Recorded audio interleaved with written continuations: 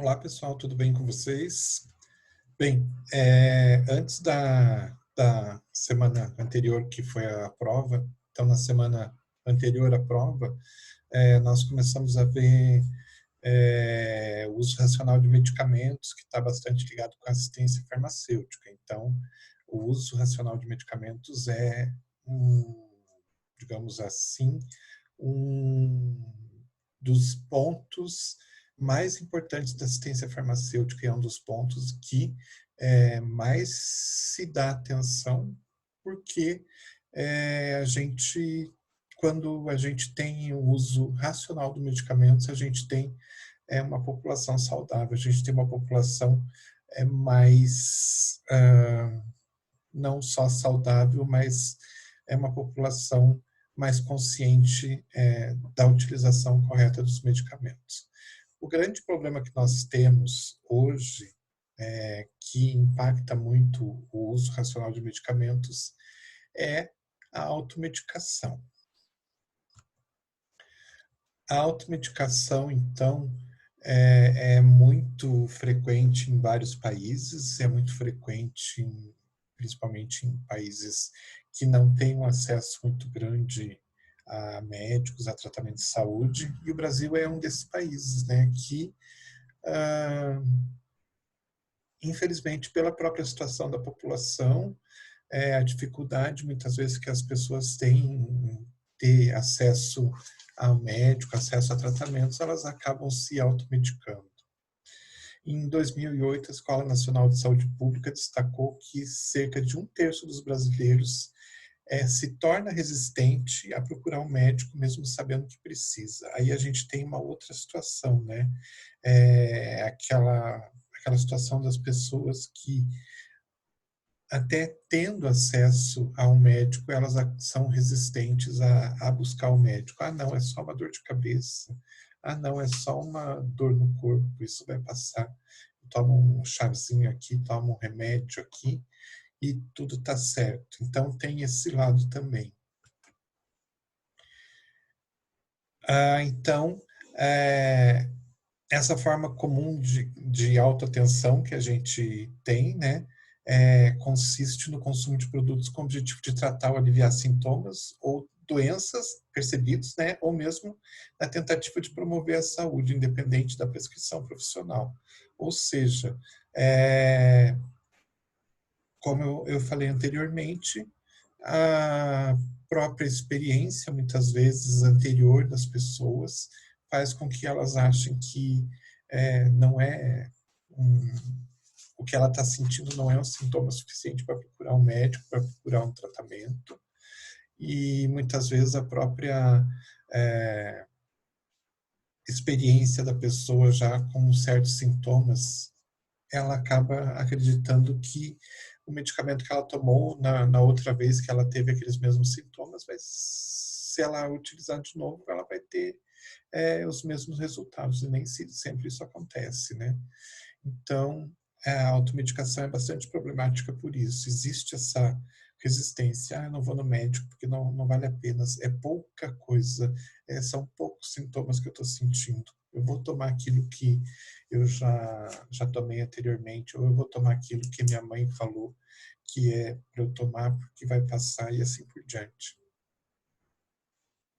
Utilizam-se medicamentos industrializados e remédios caseiros, praticando a automedicação de diversas maneiras. Então, lembrem-se que quando a gente fala de automedicação, a gente não está falando só da utilização dos medicamentos industrializados, mas a gente está falando do chazinho e dos remédios de uma forma geral que as pessoas acabam por utilizar.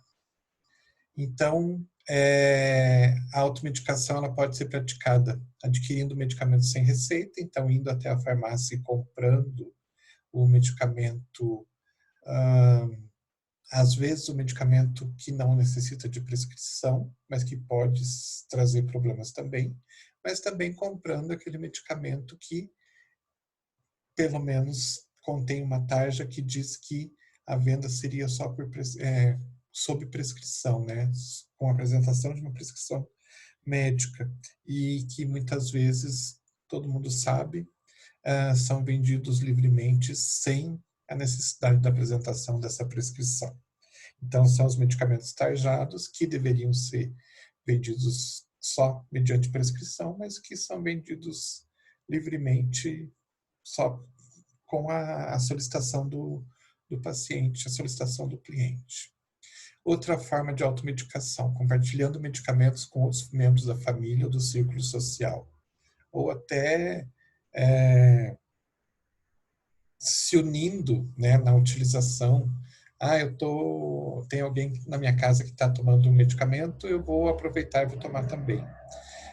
Vou aproveitar que tem, vou aproveitar, como eu já vi também, vou aproveitar que o medicamento vai vencer e vou utilizar. Então, esse compartilhamento é muito comum. A minha vizinha tomou e falou que é muito bom, né? A minha mãe falou que é muito bom, ela me disse para tomar, e assim por diante. Outra coisa, utilização de sobras de prescrições. Então, você fez, por exemplo, um tratamento, sobrou um medicamento, você guarda aquele medicamento, e quando você tem os mesmos sintomas novamente lá no futuro, você vai lá e utiliza o que sobrou, né? Então, isso pode ser considerado também uma forma de automedicação. Além disso, né, a questão de prolongar um tratamento que o médico prescreveu lá para um determinado período de tempo e você, por conta própria, resolve prolongar isso, ou o mais comum de todos, né, principalmente quando a gente aborda os antibióticos, é a interrupção do tratamento antes da hora correta de interromper. Então, tudo isso a gente chama de automedicação, porque sou eu, como indivíduo, que estou decidindo como eu devo tomar aquele medicamento, qual medicamento eu devo tomar, como que eu devo tomar e por quanto tempo que eu devo tomar. Então, o que a gente pode ter com a automedicação? Mascaramento, né, de alguns sintomas, até podendo fazer com que a utilização incorreta de um medicamento possa impedir um diagnóstico de uma doença mais grave. Então, de repente, você tem dores, né, constantes e se automedica tomando analgésicos, aí chega um momento que você faz por algum motivo você acaba fazendo uma consulta e os sintomas não estão aparecendo, você esquece de comentar com o seu profissional, e às vezes ocorre até impedimento do diagnóstico correto da patologia, né? Então, a automedicação traz esse problema também. Além, claro, das interações medicamentosas que podem ocorrer e que podem trazer riscos bastante pesados para quem utiliza. Então, tudo isso são fatores negativos que estão ligados com a automedicação.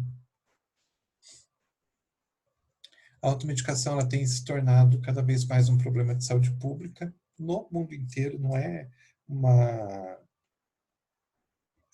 um tipo de ação exclusivo do Brasil ou de países mais pobres, não.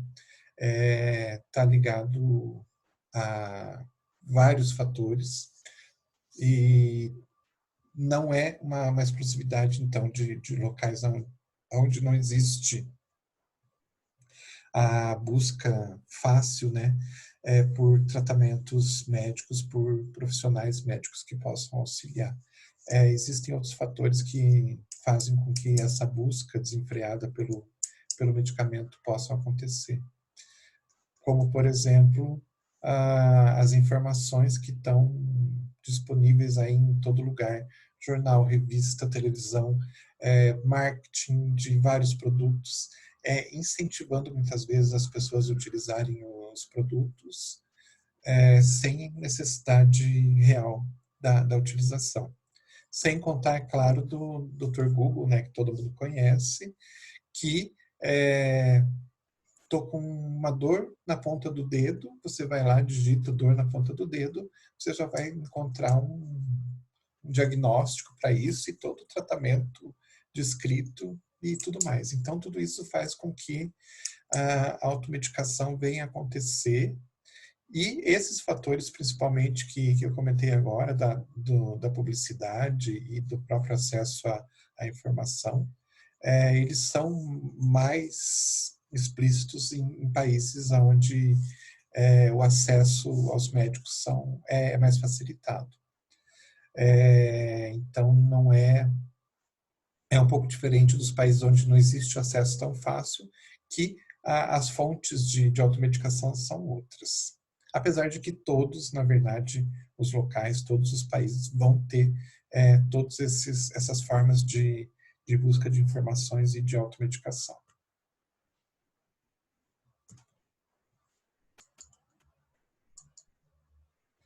Vejam só aqui um exemplo de um material informativo, quer dizer, não é informativo, mas uma reportagem que incentiva pessoas a comprarem um produto que não é feito para essa finalidade. Ele não é um produto que foi criado para ser um emagrecedor, porém, um desserviço bastante grande da revista Veja fez com que essa busca por essa substância, esse medicamento, Victoza, passasse a ser extremamente grande, extremamente alto. Então, quem trabalha bastante tempo na área de farmácia deve ter percebido o aumento da demanda, né, o aumento da busca desse medicamento e de outros medicamentos semelhantes por pessoas que se você conversar 5 minutos com elas, você vai perceber que elas estão utilizando, na verdade, como um medicamento para emagrecimento e não como um medicamento com a finalidade correta dele. Outra forma de automedicação que ocorre é a publicidade e propaganda de substâncias que não são milagrosas, mas que essa publicidade em cima desses produtos relata praticamente milagres, né? Cogumelo do Sol, vocês já devem ter visto, é um produto que, na verdade, ele nem é registrado como medicamento, ele é registrado como um alimento. E segundo, né, a empresa que fabrica tem todas as benesses, né, só traz benefício para quem utiliza, e a gente sabe que as coisas não são realmente assim. E outros produtos também que incentivam, de uma certa forma, a utilização inadequada de produtos, né, para tratamentos de certas patologias e que muitas vezes vão mascarar ou vão confundir um diagnóstico correto dessas patologias. Aqui, só para vocês terem uma ideia, um artigo que foi feito em 2008, já faz algum tempinho, mas que ele continua sendo bastante moderno. Nesse artigo foram verificadas várias informações a respeito de automedicação e algumas informações que chamaram bastante atenção em cima das pessoas que foram entrevistadas, pessoas entre 18 e 70 anos, em Porto Alegre. Algumas das informações que mais chamaram atenção foram, por exemplo, ocasião mais comum em que se automedica. 66% das pessoas falaram que se automedicam quando tem dor de cabeça. E os outros que chamaram a atenção também, das porcentagens altas, foram febre, gripe, enjoo e náusea. Então, vejam só, 66% se automedicam quando tem dor de cabeça. Quando compra fármaco sem receita, essa compra é influenciada por quem? 53% são influenciados pela própria família, ou seja, a própria família é a principal fonte de automedicação que a gente tem. E uma coisa que chamou a atenção também, isso é de 2008, então quando a gente vê aqui no finzinho que se toma como base do salário mínimo R$ 350, tem que levar em consideração que é de 2008, porém, essas pessoas, né, que mais se automedicam, elas têm uma renda mensal de mais de 3 salários mínimos. Então, não são pessoas totalmente desprovidas de acesso a tratamentos, acesso a médicos, serviços de saúde. São pessoas que poderiam, né, muitas vezes ter esse acesso, mas preferem, então, muitas vezes se automedicar. Aqui um outro trabalho que foi feito em 2011, também falando de automedicação, o que chamou bastante atenção, que 60,2% dos entrevistados tinham ensino médio superior incompleto ou completo, ou seja, não eram pessoas desinformadas também, não são pessoas desinformadas. Então, a automedicação ela não está ligada com a baixa renda, com a total falta de acesso ao serviço de saúde, ou pela própria falta de conhecimento. Porque quando a gente fala em ensino médio completo, superior, incompleto ou completo, a gente está falando de pessoas que teoricamente são esclarecidas, né? Um outro trabalho de 2007 também faz um trabalho de automedicação, e o que chama atenção é que o grupo de medicamentos que mais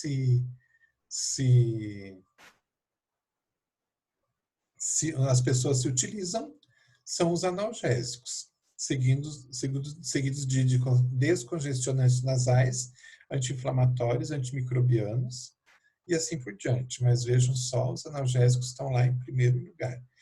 Então, isso chama bastante atenção, porque a dor ela é um sinal de que alguma coisa não está correta. E você simplesmente utilizar analgésicos e eliminar essa dor por um período de tempo, você pode mascarar algum tipo de problema mais grave.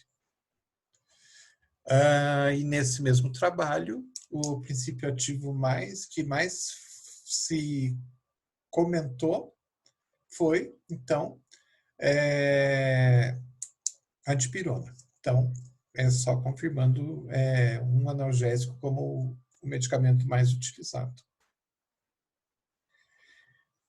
E o motivo de uso, a gente tem, então, aqui 19% falando de infecção respiratória, 12% de dor de cabeça, e daí cai bastante falando, em terceiro lugar, dispepsia, problemas de digestão mesmo.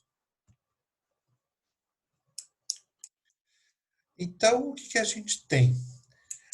Nos países menos desenvolvidos, a gente fala daí menos desenvolvidos na questão econômica, mas na questão social também, acaba ocorrendo sempre uma redução de investimentos por parte do Estado, principalmente, né, como a gente percebe aqui no Brasil, em investimentos para a saúde, fazendo com que cada vez mais o acesso da população aos medicamentos seja dificultada. Isso a gente está falando daqueles medicamentos que a gente chama de medicamentos essenciais, que são os medicamentos que são os medicamentos básicos para atender a maior parte das doenças que atingem a população. E ao contrário, né, então, em países mais desenvolvidos, a gente tem uma pressão para conversão de medicamentos de venda condicionada, apresentação de receita e medicamentos de venda livre. O que acontece? Os grandes fabricantes de medicamentos, eles acreditam que o fato de, nesses países mais desenvolvidos, que só vende medicamento com prescrição médica e tudo mais, o fato de existir essa situação de ter que apresentar a prescrição para conseguir comprar um medicamento faz com que as vendas não sejam tão boas assim. Então, existe uma pressão muito grande da indústria farmacêutica querendo, né, transformar medicamentos de venda sob prescrição em medicamentos de venda livre, para que as pessoas cheguem, tenham acesso direto, sem a necessidade de um intermediário chamado farmacêutico, né? Então, a gente tem esses problemas que também são fatores que podem levar o risco de aumento da automedicação em países desenvolvidos. Eu falei de medicamentos essenciais ali anteriormente, então lembrando que os medicamentos essenciais são aqueles que eles são a relação de medicamentos que praticamente vão satisfazer toda a necessidade em relação a medicamentos para atender uma determinada população. Então, é feito todo um levantamento de um país, né, em relação às doenças que são comuns dentro do país, e com essa relação consegue-se fazer uma relação dos medicamentos que combatem essas doenças, essa maior parte dessas doenças. Então, os medicamentos essenciais são aqueles que acabam por combater a maior parte das doenças de um determinado país. Eles são selecionados, então, de acordo com a sua relevância na saúde pública, evidências sobre a eficácia e segurança e os estudos comparativos de custo e efetividade. Então, quando se faz essa seleção desses medicamentos essenciais, que aqui no Brasil eles estão na RENAME, né? Os medicamentos essenciais são aqueles que constam da Relação Nacional de Medicamentos. Eles são selecionados, como a gente já viu anteriormente, né? Pela sua relevância, então, pela necessidade desse medicamento estar presente para combater aquelas doenças mais comuns do país, a sua eficácia, né? Então ele ter eficácia comprovada, ter segurança comprovada e ter basicamente um custo não muito alto, um custo adequado também. E esses medicamentos essenciais, eles devem estar disponíveis em todo momento, nas quantidades adequadas, nas formas farmacêuticas requeridas e a preços que os indivíduos e a comunidade possam pagar. Então, a gente tem que lembrar que nem sempre esses medicamentos eles vão estar disponíveis para toda a população, às vezes por falhas de distribuição e tudo mais.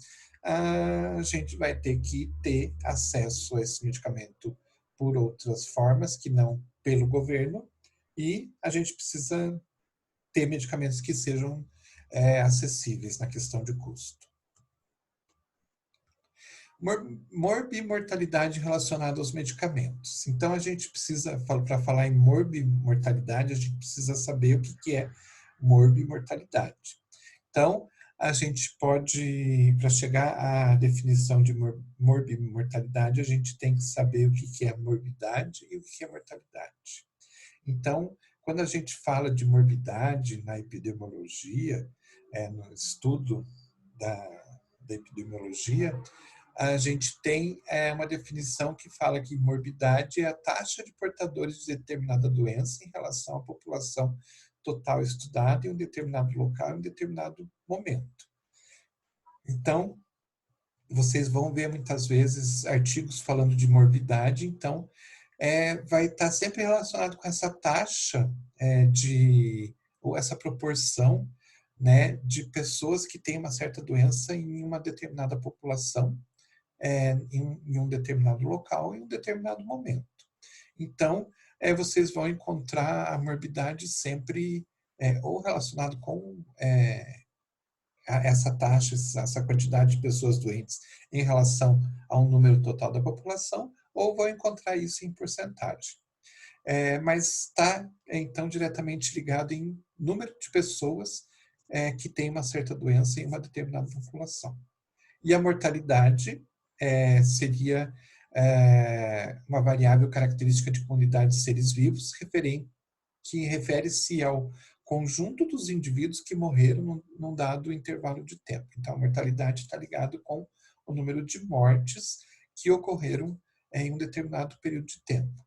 E, juntando essas duas palavras, a gente tem a morbimortalidade, que, então, é o índice de pessoas mortas em decorrência de uma doença específica dentro de um determinado grupo populacional. Ou seja, você pega a definição de morbidade e a definição de mortalidade, e o que você obtém é a morbimortalidade, que diz, então, daquela quantidade de pessoas que tiveram uma determinada doença, quantas delas morreram. Ok? Então, a morbimortalidade seria isso. Bem, segundo a OMS, mais de 50% dos medicamentos são receitados, dispensados e vendidos de forma inadequada, enquanto cerca de 1/3 da população mundial não tem acesso a medicamentos essenciais. Isso é um problema bastante grande, porque você imaginar que metade dos medicamentos são vendidos e utilizados, então, de forma errada, né? Prescritos, dispensados e vendidos de forma inadequada, é uma quantidade bastante grande. Então, metade de todas essas vendas tem algum tipo de erro de medicação. E pensar que dos, acho que 7, 8 bilhões ou 9 bilhões, eu não sei mais quantos bilhões de habitantes a gente tem no planeta, pensar que desses 9 bilhões, 3 bilhões não têm acesso a medicamento essencial, é muita coisa, né? Então, esses fatos, né, de você ter uma grande parte da população que não tem acesso ao medicamento e uma outra parte da população, né, que metade do restante da população basicamente está utilizando o medicamento de forma incorreta, você vai ter problemas extremamente grandes. Então, a morbidade e a mortalidade estão bastante, elas passam a ser bastante elevadas quando a gente pensa nisso, né? Principalmente em doenças que são crônicas, que são aquelas doenças que a utilização do medicamento muitas vezes ocorre por anos e anos, e principalmente quando a gente fala dos transtornos mentais, que são medicamentos bastante problemáticos e também são medicamentos que, ao mesmo tempo, os tratamentos muitas vezes utilizam 3, 4, 5, 6 medicamentos diferentes. Então, nisso a gente tem muitas vezes intoxicações, às vezes chegando até a morte dos usuários de medicamentos, né? Então, só para vocês terem uma ideia, aqui tem uma tabela mostrando os principais casos que foram levantados de intoxicação humana por algum agente tóxico no Brasil, no ano de 2011. Vejam só, qual que é o primeiro lugar nessa lista de intoxicações? Não é agrotóxico, não é alimento, não é droga, não é veneno de nenhum tipo de animal, é medicamento. Então vejam só, 29,54% das intoxicações que se tem notícia no Brasil estão relacionadas com medicamento. Aí, em segundo lugar, o que a gente tem? Domes sanitários, então, intoxicação com produtos de limpeza. E, em terceiro lugar, intoxicação com animais, por animais peçonhentos, no caso, escorpiões. Ou seja, os medicamentos ganham disparado nos casos de intoxicação no nosso país. Principais causas de morbidade relacionada a medicamento. Então, está ligada com a prescrição inadequada. Então, é o prescritor que prescreve de forma inadequada pela falta de conhecimento, pelo pouco conhecimento, pelo fato de as informações que ele tem dos medicamentos estar relacionada com as informações que ele recebe do representante da indústria, né, e não de informações que ele busca na literatura especializada. Outra causa bastante importante são as reações adversas a medicamentos que são inesperadas. Acontecem muitas reações adversas a medicamentos que não são esperadas. A não adesão do tratamento. Então, é o paciente que utiliza o medicamento de forma inadequada ou deixa de utilizar o medicamento, deixa de fazer o tratamento. Questões de superdosagem e subdosagem. Então, principalmente os casos das pessoas que, não, eu não vou tomar um comprimido para minha dor de cabeça, vou tomar 2 porque vai passar a dor mais rápido. Ou, não, eu acho que esse medicamento aqui é muito forte, então, ao invés de eu tomar ele inteiro, eu vou tomar a metade dele. Outro problema que é causa de morbidade que está relacionado ao medicamento é a falta do medicamento, né? Então, a falta da farmacoterapia necessária para o tratamento. Então, não ter o medicamento. E outro fator que é bastante importante é a questão do erro de medicação. Esse erro de medicação, ele está ligado a vários fatores, inclusive fatores ligados a questão da dispensação do medicamento. Então, o farmacêutico entra muito nesse ponto, na questão dos erros de medicação. São vários os tipos de erro de medicação, mas o farmacêutico ele tem uma responsabilidade bastante grande aí nesse fator também. Informações sobre o uso de medicamentos no contexto das políticas de medicamentos. Se a gente for pensar nas nossas políticas na Política Nacional de Medicamentos, a gente tem que ver que existem certos fatores que são levados em consideração para evitar esse problema de automedicação e para auxiliar no uso racional de medicamentos. Então, vamos falar um pouquinho primeiro das políticas de medicamentos. As políticas de medicamentos, elas são propostas, foram e são propostas porque a Organização Mundial de Saúde propõe isso para todos os países membros do mundo, né? Então, ela sempre faz a proposta de adoção de uma política nacional de medicamentos, claro, baseada dentro das necessidades de cada um dos países que ela faz essa recomendação. E nela o papel da informação sobre medicamentos como componente essencial para a promoção do seu uso racional.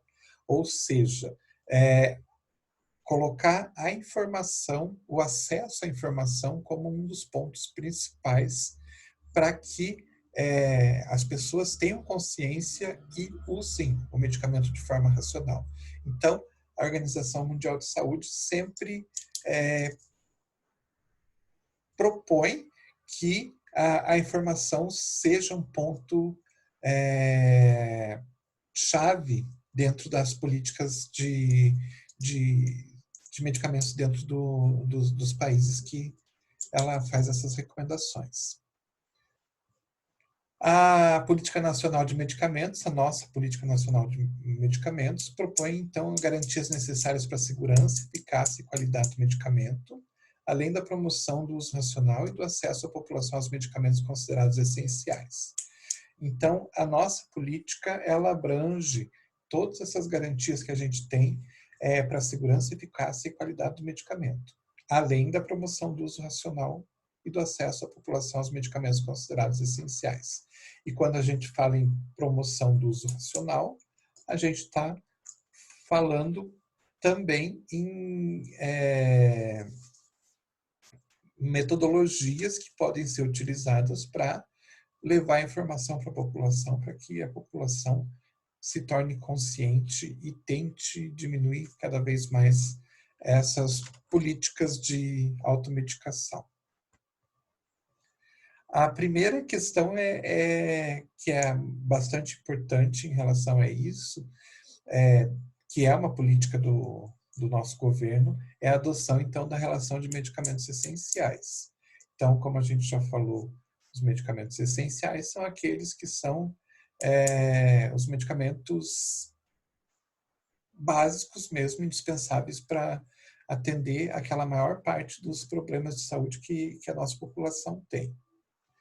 Então, mais uma vez, relembrando que eles têm que estar sempre disponíveis para a população, para a sociedade como um todo, né? Das formas que são adequadas, nas formas farmacêuticas adequadas, e sempre disponíveis para a população. Então, a Política Nacional de Medicamentos, ela preza isso, então a criação da nossa Rename já é uma forma de dizer, esses são os medicamentos essenciais para a nossa população, para combater a maior parte das doenças do nosso país, e esses medicamentos, então, têm que ser disponibilizados para a população, para que, né, a gente possa realmente combater a maior parte dessas doenças, e esses medicamentos têm que estar disponíveis para a nossa população. E para isso, a Política Nacional de Medicamentos também acaba por incentivar a produção, né, desses medicamentos, muitas vezes incentivando até a própria produção pelas indústrias do governo. E mais um incentivo que existe é o incentivo da pesquisa e desenvolvimento dos medicamentos como um todo. Outra coisa que auxilia bastante que são políticas de medicamentos do nosso país e que ajudam a combater a automedicação, estão relacionadas com as questões de registro de medicamentos. Então, aqui a gente tem alguns exemplos de produtos que foram tirados do mercado porque eram produtos não registrados pela Agência Nacional de Vigilância Sanitária. Então, todo medicamento, para estar no mercado, ele tem que ser autorizado pela Anvisa. Existe todo um processo que é feito para essa autorização. Existem, na verdade, duas autorizações: a autorização de produção e a autorização de disponibilização desses medicamentos no mercado, que seria o registro do medicamento. Então, isso é de responsabilidade da Anvisa. E muitas vezes a gente acaba por encontrar produtos que a gente não pode dizer que são medicamentos porque eles não são registrados, com, teoricamente, propriedades terapêuticas sendo vendidos por aí como se fossem medicamentos. Então, cabe à Anvisa retirar esses produtos do mercado, muitas vezes fechar essas indústrias que não têm autorização para a produção de medicamentos, mas mesmo assim estão produzindo esses falsos medicamentos, e todo o controle. Então, a criação da Anvisa, como sendo parte da Política Nacional de Medicamentos, faz com que ocorra, então, uma maior vigilância em relação aos medicamentos que estão no mercado. Isso faz com que, muitas vezes, alguns produtos que estão irregulares sejam retirados, evitando assim que as pessoas utilizem esses produtos e venham a ter intoxicações ou problemas piores ainda. A Política Nacional de Medicamentos também criou uma situação importante na assistência farmacêutica, que foi fazer a reorientação da assistência farmacêutica. Essa reorientação seria o quê? Fazer com que a assistência farmacêutica deixasse de ser simplesmente comprar e distribuir medicamentos e passar, então, a assistência farmacêutica passar a ser mais do que isso. Claro, comprar e distribuir medicamentos, mas trabalhar também na promoção do uso racional de medicamentos, otimização e eficácia de distribuição no setor público, desenvolvimento de iniciativas que possibilitem a redução de preços e assim por diante.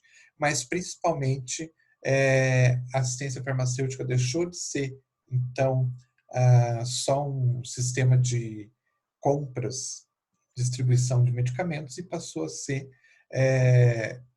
um sistema que promove o uso racional.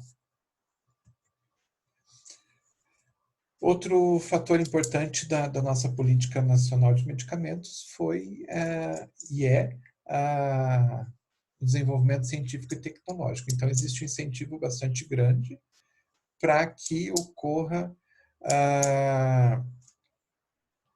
dentro da nossa indústria, né, a revisão de tecnologias de formulação farmacêutica. Então, verificar se aquela forma de produzir um medicamento está adequada ou não, e de repente uma revisão, uma transformação, né, uma pesquisa para melhorar essa produção.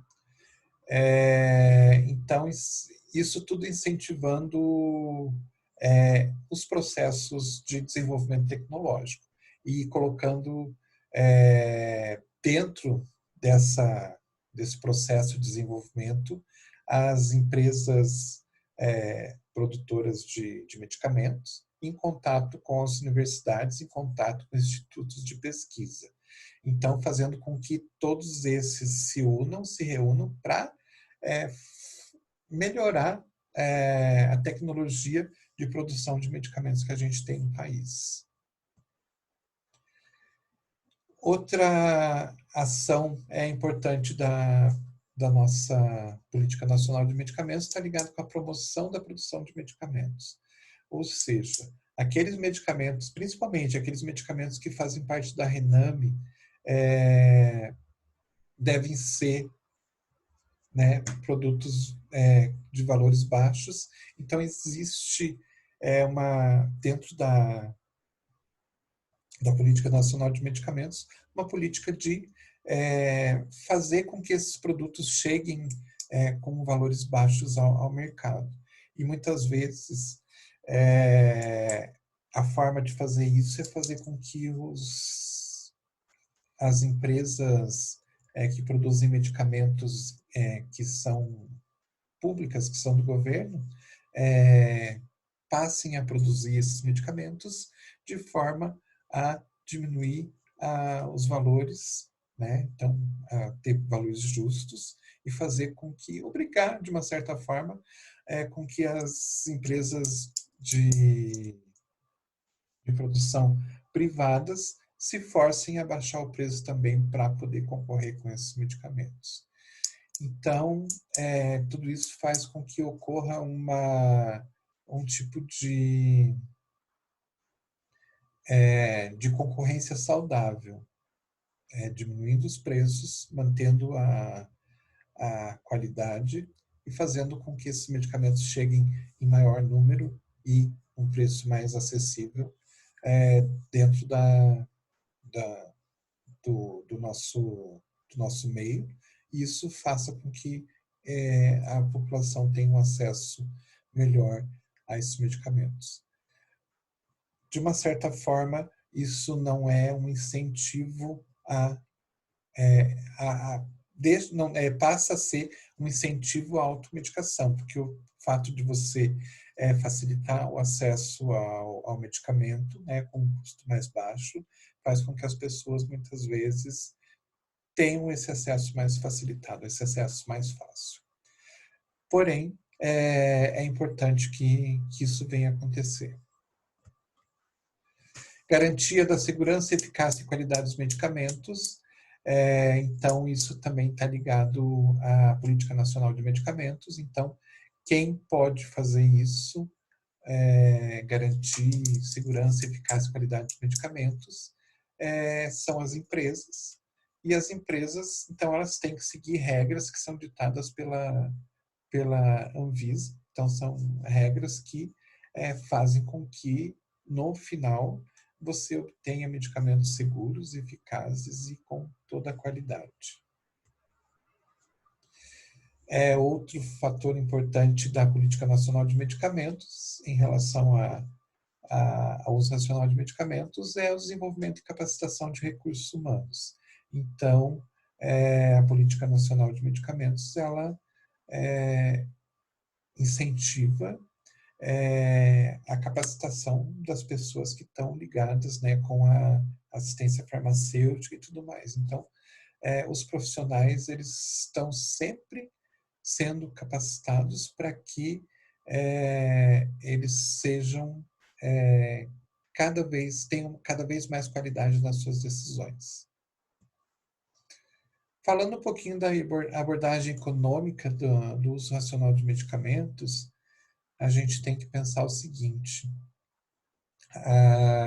aqui no nosso país a gente viu nos últimos tempos uma situação assim, que os gastos com medicamentos, com produtos farmacêuticos, têm aumentado a cada ano para os governos. Então, os governos sempre estão dizendo que cada vez mais os custos estão sendo utilizados para aquisição de medicamentos, aquisição de produtos farmacêuticos. Isso não é uma situação só nossa, é uma situação mundial, porque a gente tem alguns fatores que estão fazendo com que isso aconteça, e um deles é a população envelhecendo, né, e ficando viva cada vez mais tempo. Então, o fato de a gente ter uma população cada vez mais que cada vez mais está envelhecendo e cada vez mais a expectativa de vida está aumentando, faz com que exista uma necessidade cada vez maior de medicamentos. E isso está acontecendo, então,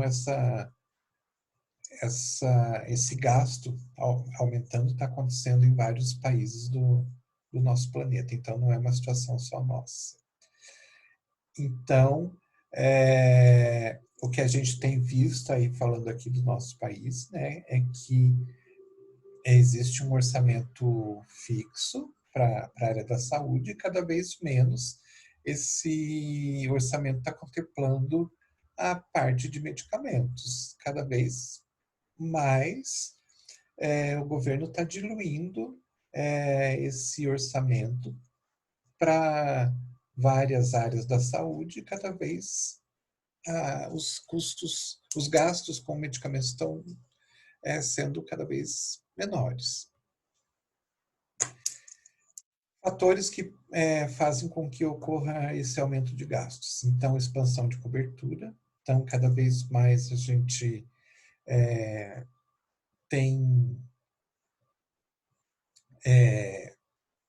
como é que eu posso explicar para vocês? Cada vez mais o governo tem que atingir cada vez mais pessoas, então, cada vez mais e novas doenças, então cada vez mais aumenta o número de medicamentos necessários para serem adquiridos, e cada vez mais é uma população maior que precisa ser coberta com esses medicamentos. Então isso faz com que os custos aumentem.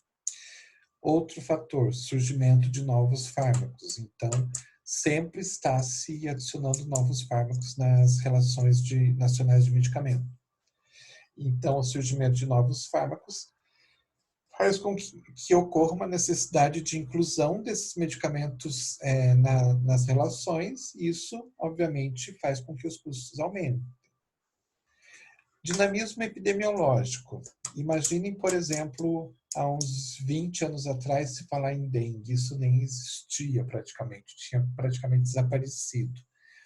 E, de repente, hoje a gente tem locais onde a situação é epidêmica. Então, cada vez mais estão ocorrendo está ocorrendo esse aumento de doenças, né, que já estavam controladas. Então, cada vez mais isso está se espalhando. Há alguns anos atrás, a gente ouvia falar de dengue no Rio de Janeiro. Depois a gente começou a ouvir falar de dengue em São Paulo. E nos últimos anos a gente está ouvindo falar de dengue no oeste do Paraná. Daqui a pouco vai estar em todo o Paraná. E assim por diante. E isso vai se espalhando, fazendo com que os gastos aumentem cada vez mais. Outro fator é o envelhecimento da população. Então, quanto mais a população envelhece, quanto mais a expectativa de vida aumenta, mais tempo essas pessoas vão ser atendidas pelo governo e cada vez mais, então, o governo vai gastar com elas. E o uso inadequado de fármacos em diversas situações clínicas também faz com que ocorra um aumento de gastos farmacêuticos. Esse uso inadequado de fármacos está muito ligado com aquela questão dos 50% dos medicamentos serem dispensados, vendidos de forma errada, porque eles foram prescritos de forma errada, ou eles foram dispensados de forma errada, ou foram vendidos de forma errada. Então, tudo isso faz com que ocorra cada vez mais, aumente cada vez mais os gastos farmacêuticos. Para vocês terem uma noção, em relação à resistência microbiana a antibióticos, o custo que se tem nos Estados Unidos por ano está na faixa de 4 a 5 bilhões, e na Europa está na faixa de 9 bilhões. Então, isso só pensando na resistência bacteriana. Gastos com medicamento no mundo no ano de 2014, 1,3 trilhões de dólares. Então, imaginem assim que nos países ricos e desenvolvidos, o custo da saúde, o que se gasta na saúde é em torno de 10 a 20% do produto interno bruto. Em países em desenvolvimento, de 20% a 40%. Em alguns casos, em alguns países, chega a 70%. No nosso caso, o uso irracional de medicamentos faz com que a gente tenha aí 48% aproximadamente dos recursos da saúde em medicamento. Ou seja, se a gente conseguisse diminuir essa irracionalidade de utilização de medicamentos, talvez a gente conseguisse dividir isso em dois e ter, então, uma diminuição bastante grande nesses gastos com medicamentos. E quais são as contribuições do farmacêutico para a promoção da saúde? Então, a gente tem que lembrar que o farmacêutico é o profissional do medicamento, ele é o profissional que mais entende do medicamento, então ele tem que estar ligado diretamente a situações que vão fazer a promoção do uso racional dos medicamentos, né? Então, o farmacêutico tem que ser um ponto central. Dentro de uma equipe multidisciplinar,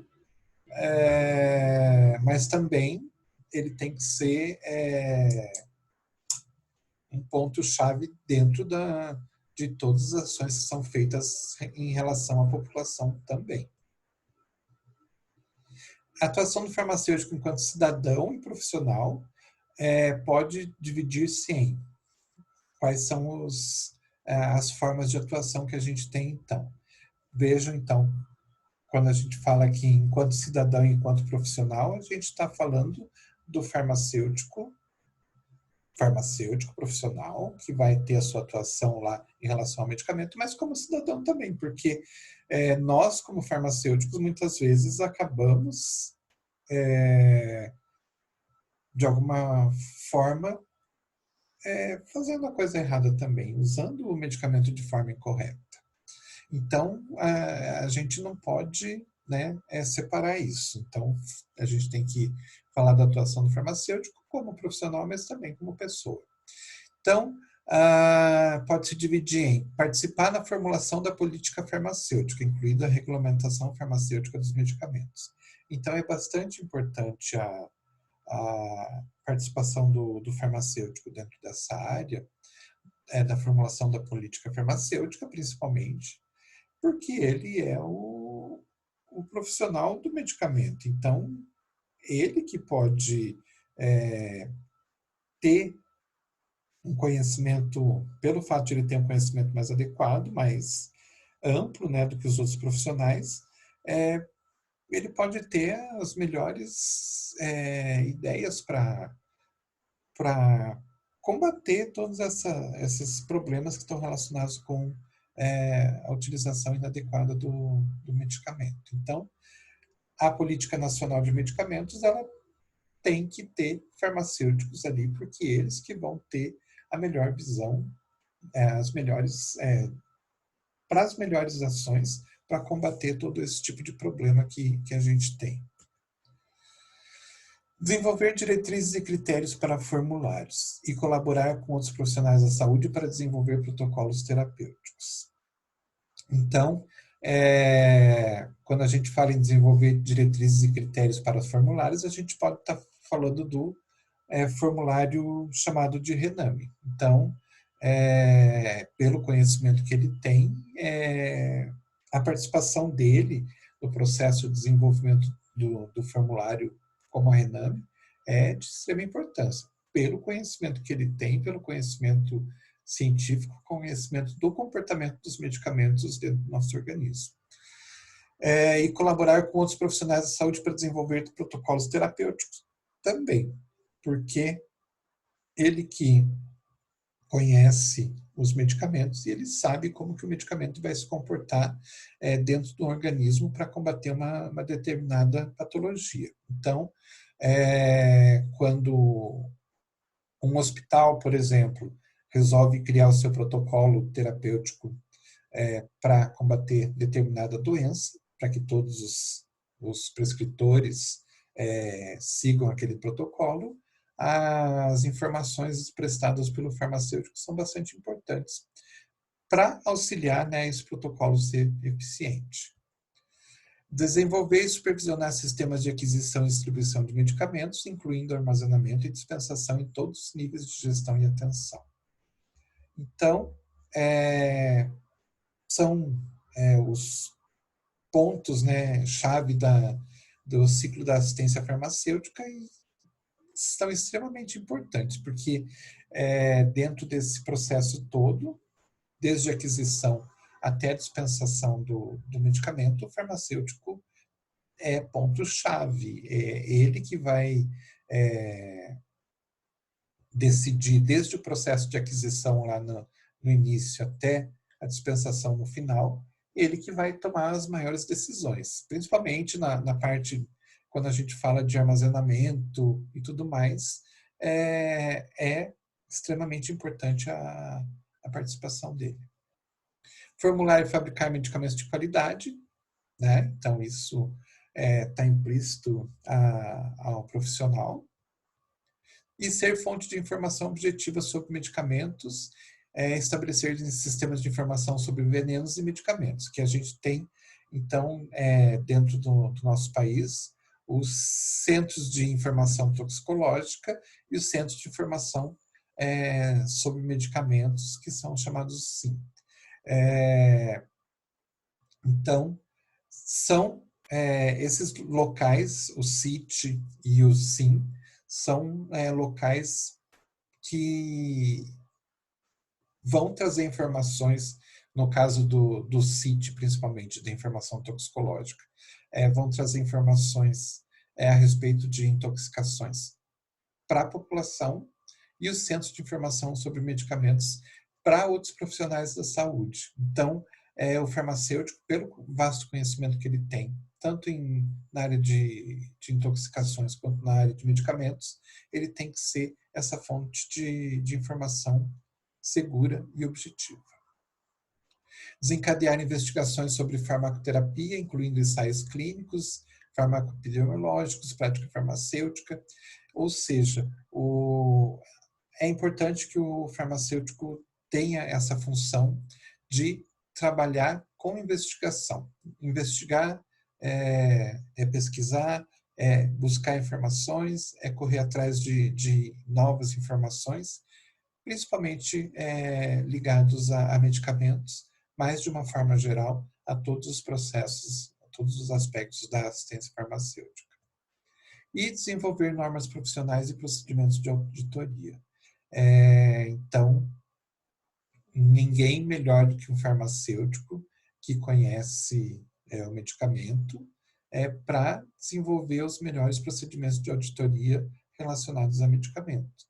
E ninguém melhor que o farmacêutico que conhece os medicamentos também para desenvolver normas profissionais também para esses profissionais que vão fazer as auditorias. Então, por isso, por hoje seria isso. Deixei um material para vocês lerem. Deixei um outro vídeo que eu gostaria que vocês assistissem, que está bastante ligado com a questão da automedicação. Um vídeo rapidinho, uma entrevista que foi feita, um debate, na verdade, que foi feito em uma rede de televisão aqui de Curitiba, com uma farmacêutica hospitalar e com um médico, falando sobre automedicação. O interessante é que tem até algumas entrevistas que foram feitas na rua, da população falando sobre automedicação. Então, peço que vocês deem uma olhadinha, que é bastante interessante. Gente, até a próxima, então.